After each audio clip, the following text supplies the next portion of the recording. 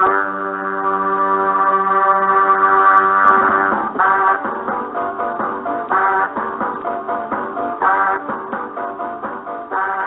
again, everybody. We're going to shift gears now and head over to Mr. Stephen Aaron Graves, the leading libertarian spokesman, freedom activist, and author of Ant Farm, a novel about what's bugging society. Stephen, how you doing? Welcome to the show. Hey, thank you so much for having me on. It's a pleasure. What is bugging society? Well, there's a lot of things bugging society, but most of them are tied into the state trying to control people in ways that they don't want to be controlled. Well, I'll go along with that. I want to ask you a question here, and I see John Stossel and a few others claiming to be libertarians.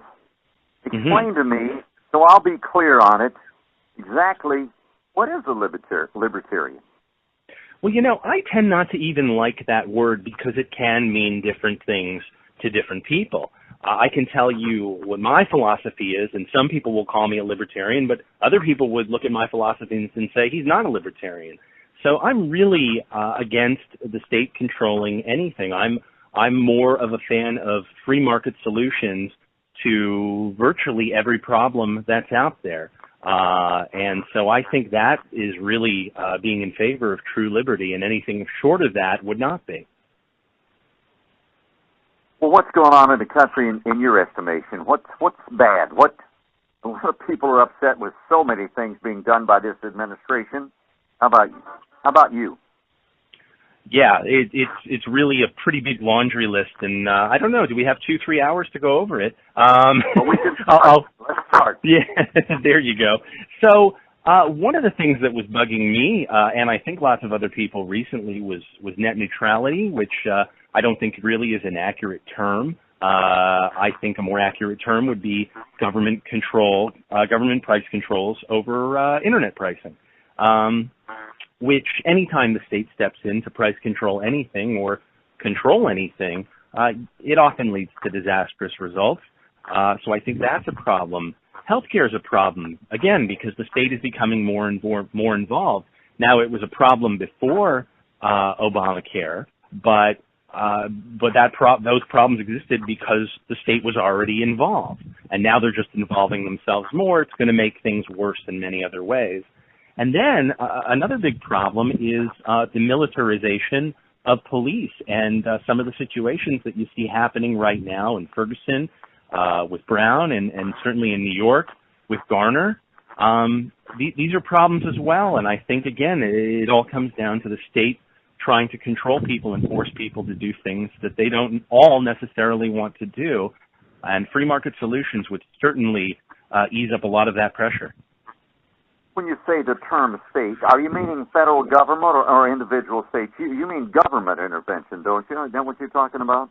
That I do. When I say state, I don't mean individual 50 states. Right. I use state as a synonym for government, yes.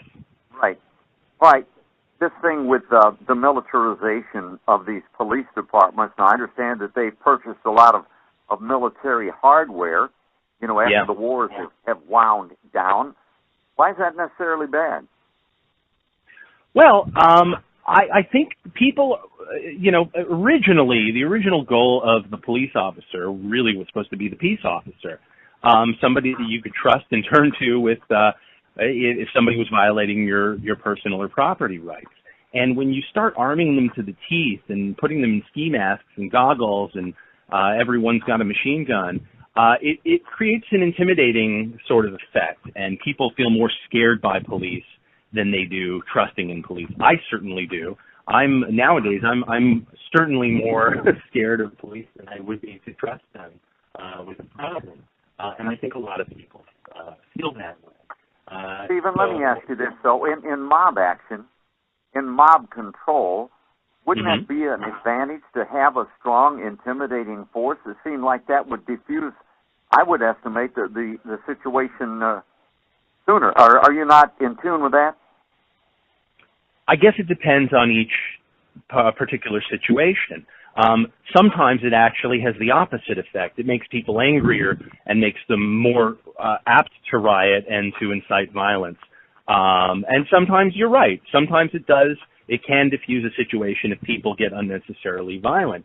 But I think, to the original point I mentioned about free market solutions, free market solutions tend to work in almost every sphere, or I wouldn't even say almost. I would say every sphere. When you or I get to choose how we want to spend our money, we always get more competitive pricing and better quality. And I would really like to see that kind of thing implemented in a lot of government-offered services as well. It sounds so foreign and it sounds so crazy to think, well, how could we have a free market for police protection or security?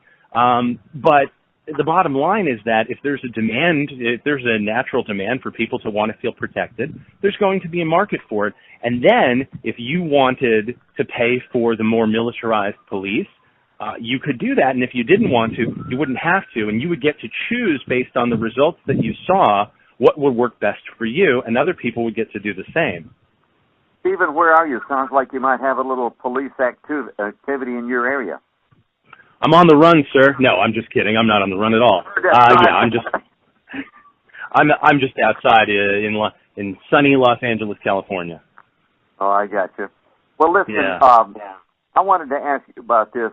It seems like this administration is virtually against capitalism. Some of the comments from this president and the administration have really bothered me when they talk about people who worked hard to build their businesses, and they talk about people's mom and dads and say, you didn't build that. Mm-hmm. Isn't that what's made this country great, this entrepreneurial spirit that many Americans have that's being sublimated, I think, by so many regulations put on them, so many taxes? It's so hard for small businesses to thrive, prosper, and grow. You're absolutely right. It is really discouraging, and it's not really just this administration. Of course, they're culprits, but it's really every administration for the last 50 years slowly, incrementally tries to decrease everybody's individual freedom and freedom to be an entrepreneur. And certainly the Obama administration is doing the same thing, and it's really scary. It's really discouraging, and it's frightening to think about where it's headed. You know, in my book, Ant Farm, I talk about this quite a bit, about how the characters, in this case, the ants, start off in a relatively free market, and just slowly, with time, incrementally, it doesn't really matter who the governing party is. The governing party is always going to want to create more power for themselves, and that will always entail taking away power from the individual. And that's what we're seeing today, and I'm hoping more people will wake up to it. Let's go back to this thing about the police department. I'm getting the sensation, the feeling I get from Obama and Holder is that they almost want some kind of a racial divide. As best I can ascertain, this Michael Brown was a thug. He came after this cop. He's 6'4", he weighed 298 pounds. Granted, it's terrible that he died, but he is not without blame. I have more problems with Mr. Eric Garner, and I've never agreed with Al Sharpton, and I refuse to call him Reverend Sharpton on anything, but he said something about that, where's the humanity? And he was right on this issue. When that man said, I can't breathe, why didn't they back off? But are you seeing this stoking of the fuel of the flames by Obama and Holder? And the question to me is, if you agree, Stephen, why? Well, yes, I do agree. I think it's the very nature of government and politicians to try and create divides between people. Because how does that help this country? Well, it doesn't help this country. How does that? Why would they do that? It just befuddles me. What do you divide and conquer? What's the ultimate goal of this action? I'll tell you the ultimate goal, and I'll tell you why many politicians, not just Obama, try to do this. It's because if they can create a problem or create the perception of a problem, and then they can run in and pretend like they're going to solve it, you know, ignorant people will trust them more, right? That's the real answer. The more you can create a need for yourself, the more people are going to want you there in power. And I'm starting to see more people see through these lies, and that part is encouraging. It's Absolutely. about time, isn't it, Stephen? Look, I saw through this guy from day one, and I hate to tread on the same dead horse, but my daughter called me from Pennsylvania, says, Daddy, I want you to look at this African-American guy from Illinois that's running for president, Barack Obama. Well, I remember him from 4 years previously speaking at the Democratic National Convention. So I started watching Stephen, started listening. But when this thing came out about Reverend Wright, and I heard that man stand up and say, D.D. America, it was like stabbing me in the heart. I couldn't believe that somebody would say that. And then, Stephen, when I found out that this guy listened to that crap in that church for 20 years, that's when I formed my opinion of Barack Hussein Obama without any feedback from anybody else. And you know what the conclusion was I came to, Stephen? He doesn't give a damn about this country. How could you sit in there and listen? And this has manifested itself over 6 years with some of the bizarre, horrible actions this guy's taken. Yeah, you know, it's hard for me to assess really what's on the inside of him. I think that he, like many politicians, probably have good intentions and are just implementing them in terrible, disastrous ways that lead to disastrous conclusions. Stephen, I see something more sinister, and let me tell you what really bothers me about this guy, and this is something that's irreparable. I see a narcissistic, everything revolves around me, arrogant, belligerent attitude that could never be done away with or even diminished. That's what I see. Maybe that's why I don't like him so much. Maybe most people, but that's Stephen, that's what I read from him. It goes really, really deep to his inner psyche.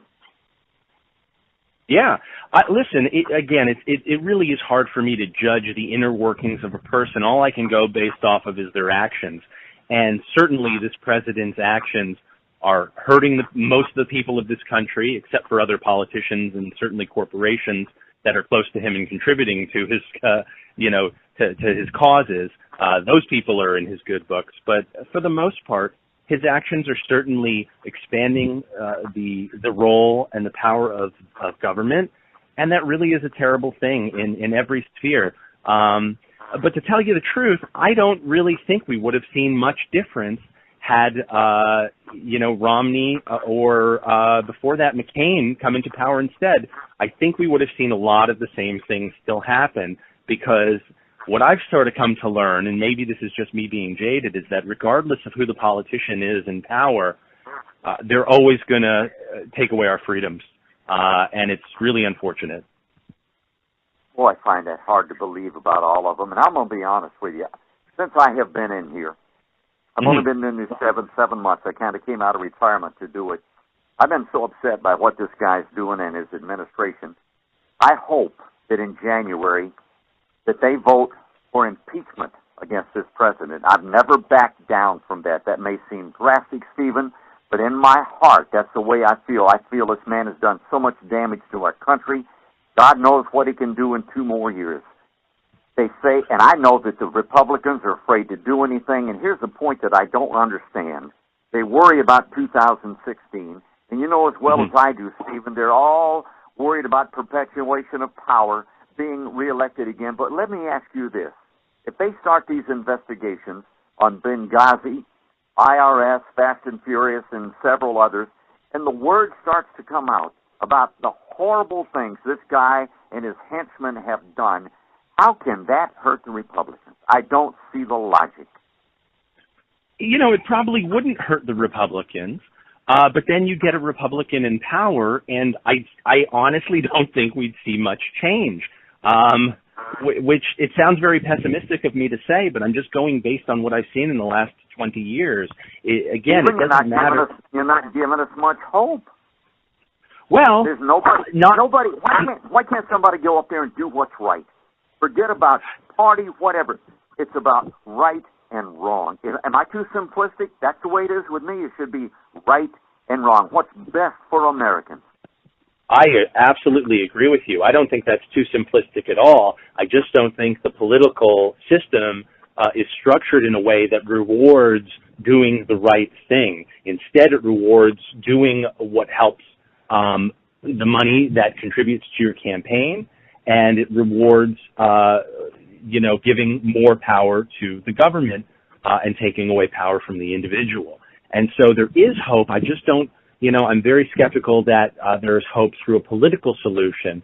But I'm very fond of a movement called the Free State Project, which is liberty activists all moving to one geographical area, which happens to actually be New Hampshire, because there they constitute a larger voting bloc, and there they can also engage in acts of civil disobedience and just ignore unconstitutional and immoral laws, and there's enough of them there that there aren't consequences, there aren't negative consequences every time it happens. So I think really we ought to be looking to what some of these people in New Hampshire are doing as an example of what could be hopeful for the rest of the country. Stephen Aaron Gray, our guest. We'll be back right after this.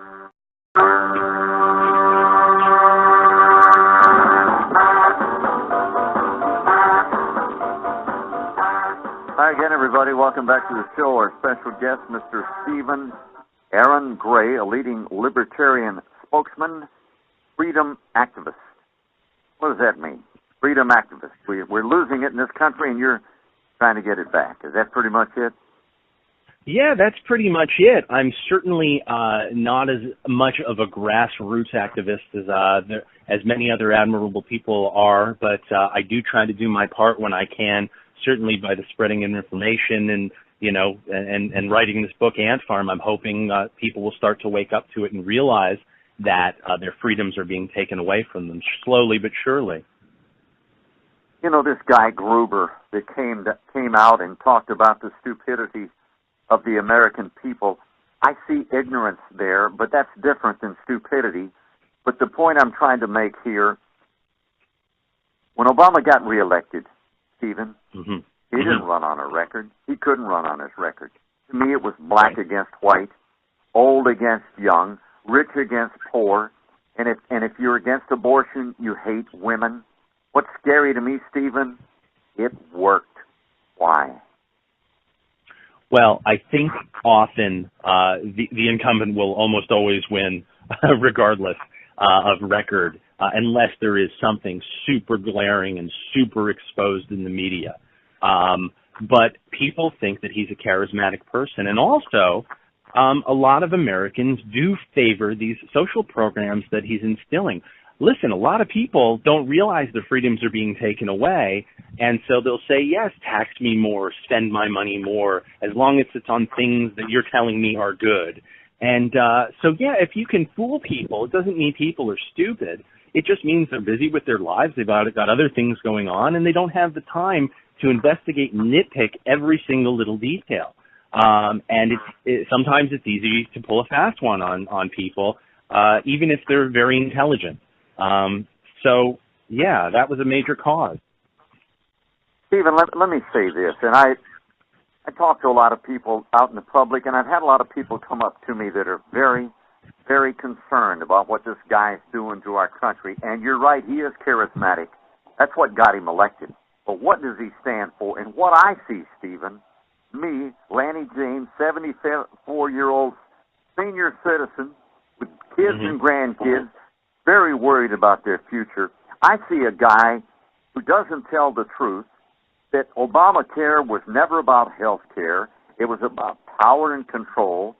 Bringing these immigration people over here was never about helping them. It's about votes, changing the political landscape in this country.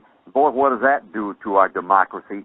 I see a guy that's a phony, and I've seen him since day one. Wrong or right, that's the way I really feel. But I feel like more people are finally waking up to what this guy is. And who's calling the shots, Stephen? I don't know how much you know about Washington and how it works, but I understand that they got a gal named Valerie Jarrett that pretty much pulls his chain, is friends with Michelle, has supper with these guys every night. Where's all this crazy stuff that he's advocating coming from? It can't be all coming from him. And this thing that happened with the CIA the other day, and the lady Feinstein, that didn't come from her. That came from the White House, in my estimation. I think he's behind all of this. Am I taking this too far? No, I don't think so. Listen, politicians always have advisors and lobbyists that are pulling their strings. Usually they'll go to the highest bidder or the people that can curry the most favor with them. But again, while Obama certainly is to blame for this, he's not the first politician that's done this. There were lots and lots and lots of presidents from both parties well before him that were doing the same kind of thing. Is he doing it incrementally more? Certainly, but probably not any incrementally more than the president prior to him did after the prior president. And I'm sorry that's a mouthful, but I hope people understand what I'm trying to say there. That, whenever a new president comes into power, they expand government more, generally speaking. Even Reagan, actually, believe it or not, expanded the size, scope, and spending of government by an immense amount. But it's usually on par. If you were to look at it on like a graph, it's usually on par, so it's not dramatically greater than the president before him. So, they're all guilty of it. It's all discouraging, and the more people wake up, the more likely this cycle is to eventually stop. It really can't go on forever. People can't afford it. We won't have a country. Not as That's we right. know it. You talk about George W. Bush, and I know he didn't look like the most intelligent guy in the world, and he messed up a few words, and he wasn't that articulate. But I felt like after 9/11 that this guy was really concerned about the well-being of the American people and dedicated the next 7 years to keeping us safe. I'll give him credit for that, and I never doubted his word like I did this guy. I mean, what bothers me, and I don't know about Iraq, whether we should have gone or not. I know that we were worried about Hussein, what he might do. The place was at least stable under him. But the point I'm trying to make that these are difficult decisions, for these guys to make. And I'm sure that Bush made mistakes, but his loyalty to this country and his love for this country, to me, always came through, and I admire him for that. Am I right on, or did you feel that about him? Well, I think I would disagree. I would agree with some of what you said, but I would also disagree with quite a bit. I think that he probably had, in many cases, good intentions, as I think sometimes, and maybe we'll disagree on this too, I think sometimes Obama also has good intentions. But again, good intentions and good actions are two very different things. And I think with Bush, as good as his intentions may have sometimes been, and I don't like to focus on whether he sounded intelligent or not. I'm sure he's an intelligent person. Instead, I like to focus on his actions.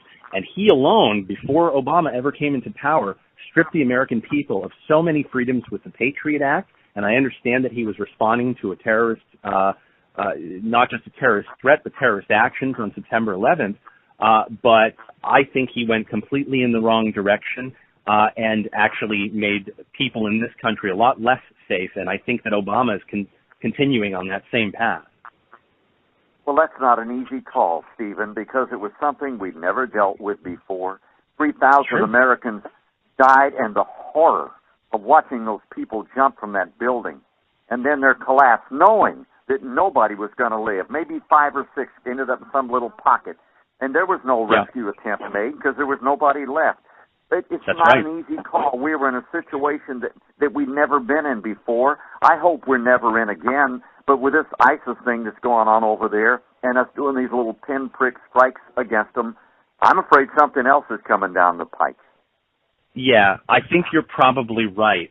And foreign policy is another discussion we can have, and maybe we'll agree and maybe we'll disagree. But I think that both the Bush administration and the Obama administration are really going too far with the foreign policy. I don't think U.S. troops belong in the battles of other people. It angers them, and they react. A lot of foreign people who are invaded by U.S. troops react in a completely unreasonable way with with irrational wrath, and they come back and try and take it out on you and me who didn't do anything. And it's best to let sleeping dogs lie in a lot of situations, and I fear that that's not what the Obama administration is doing. I see a couple of sides to that, Stephen, and I know what you're saying. Mm-hmm. But I think that people in Iraq, Afghanistan, the average person, just like us, wants to be happy, raise their kids, maybe let them go to school. And I think that a lot of them had admiration for the American soldiers who were kind to them. To me, there was a good side to that. That's a motive to help people be free that I don't see as bad. I understand the people that just resent anybody stepping foot in their land, but there's two sides to this coin, in my estimation. Yes.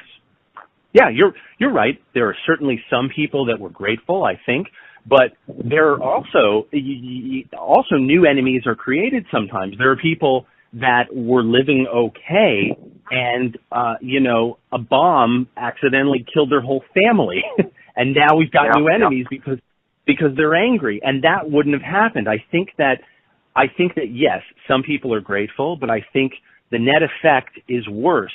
And it's primarily because you've got a government-run organization handling this kind of business. It's really, when you walk into the DMV, it's that same kind of bureaucracy that's operating in every other kind of government-run service, including military. So I can't expect that it will get done very efficiently and with very much care. I think there's ways to do it. I just don't think that governments do it best. Stephen, I'm only going to keep you a couple of more minutes. Sure. You've been a little pessimistic, and I'll admit I've been pessimistic about what's going on in this country, and I'm very upset with the administration we have, and I've never pulled any punches that I want this guy out of there. What's the answer? How do we get out of this? Why can't we all pull together, work together? I've never had a party affiliation, but if I had a party affiliation, I admit I'd be a Republican. But we need to fix things, and we don't need to wait. We need to start now. How do we make that happen? Who makes that happen? Well, really, the people living in this country can make it happen if they wake up and start voting appropriately. The problem is most people don't. But, yes, I think, the real answer is to evaluate any new law or any new policy coming in and just ask the simple question, is it taking away more of my freedom or not? And I think 99% of new bills that are being proposed are going to do that, and they should all be voted against. And it's going to take a lot of effort and a lot of energy to convince a lot of American people to feel that way. But it's starting to happen more and more, and I think that part is encouraging. And I think the more that you spread a message of liberty and the more that I spread a message of liberty and let people know that free market solutions are really the way to go, not just in business, but in all kinds of arenas that we typically associate the government with. I think the more people wake up to that message, the more hope we have. Stephen, it's a complex world we live in. Flash fires all over. I mean, it could explode anywhere. What's the biggest threat we face to this country? Is it that government intervention, or is it going to be from overseas with ISIS coming over here and blowing up part of New York and Detroit and Chicago at the same time? Well, what's the biggest thing we're facing right now in your estimation? Well, even if it is the latter one that you said with ISIS coming over here and blowing up things, I still attribute the cause of that to state the government intervention overseas. And so, to me, that's really the root problem, is the government meddling overseas, the government meddling in your life, the government meddling in my life.